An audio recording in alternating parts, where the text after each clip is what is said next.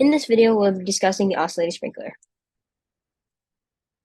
The way the system works is it waters a rectangular patch of lawn and it requires no external power, just the hose. There's a turbine inside that harvests the energy from flow in the hose and drives the oscillatory motion. The oscillating pipe has 15 small cylindrical pipes that causes the water to spray in the desired rectangular shape, and our analysis will focus on the energy losses incurred by the hose, the oscillation mechanism, and the spray cylinders.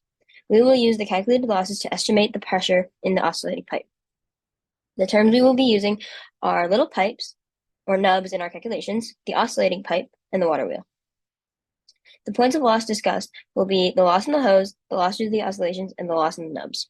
We found the free jet exit velocity using information from the manufacturer regarding the range and the kinematics equations for max range and projectile motion. We found it to be 9.71 meters per second. With this information, we were able to find the volumetric flow rate, which is the velocity times the total area of all the cross-sectional area of the little pipes. And this led to be 5.33 times 10 to the negative 4 meters cubed per second. Now we find the velocity of the flow in the hose using conservation of mass. We assume an incompressible flow as we have a low Mach number. We are making the measurement in steady state, and we are assuming the hose is 1 inch in diameter. We get that the velocity of the flow in the hose is 1.05 meters per second. Now we find the Reynolds number, which is 2.67 times 10 to the 4. Now we're ready to find the viscous dissipation factor using the Moody chart. We assume that the surface roughness is very low, as we're talking about a hose, which should have a very low surface roughness, and we get the value to be 2.4 times 10 to the negative 2. Now we find a change in the Bernoulli constant, and assuming that the hose is around 50 feet long, and we get it's 7.973 kilopascals as change in the Bernoulli constant.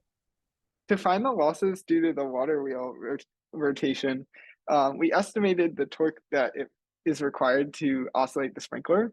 So we estimated that a force of 10 pounds applied 1 inch away would be enough to oscillate the sprinkler based on how much resistance we felt when trying to move it.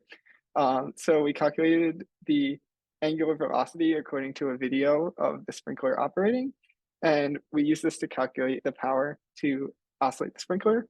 And then we divided this by the flow rate of the system to find the loss due to the sprinkler oscillation. Next, we calculate the Reynolds number of the flow within the outlet pipes, which in turn can be used to calculate the viscous losses within these pipes. And once we have the Reynolds number, we can input it to a Moody chart, and we can derive the viscous dissipation factor within the pipes. Next, we use this as the change in the Bernoulli constant. We plug this in, and we can derive the losses within the pipes. We then can sum these with our previously calculated losses to derive a overall estimated loss of 37.7 kilopascals. In this drawing, you can see the area of the oscillating pipe has been divided into 15 equal segments by area. Each one of these corresponds to one streamline, which leads to one of the little outlet pipes. As you can see, as we move further down the oscillating pipe, the streamlines get further and further apart, which indicates that the velocity is decreasing. We can use this in our Bernoulli's equation calculations. So we can approximate the velocity towards the end of the pipe to be about 0, because not just do the streamlines get further apart, but the area of the oscillating pipe is much, much larger than the area of these small outlet pipes. Additionally, we can neglect hydrostatic pressure variations because there's not much of a change in height.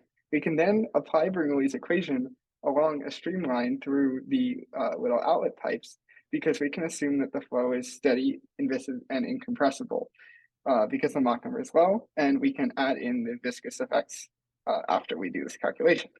We know that the pressure outside the little outlet pipes is atmospheric, and we know the dynamic pressure after the water leaves the little outlet pipes because we've calculated the velocity in a previous step. And we get that the pressure in the oscillating pipe is about 106 kilopascals. Then we can add in the losses in the little outlet pipes to get a more accurate answer of about 19.5 psi towards the end of the oscillating pipe. And then when we add in all of the losses that we've calculated in the previous steps, we get about 21 psi, which would be our estimation of the municipal water pressure. Now, typically the municipal water pressure is around 40 psi, so we have a percent error of about 50%. This likely comes from the assumptions we've made and mentioned in previous steps, as well as some ignored sources of loss, for example, viscous losses in the oscillating pipe itself, and due to the filter, which prevents sediment from entering the sprinkler.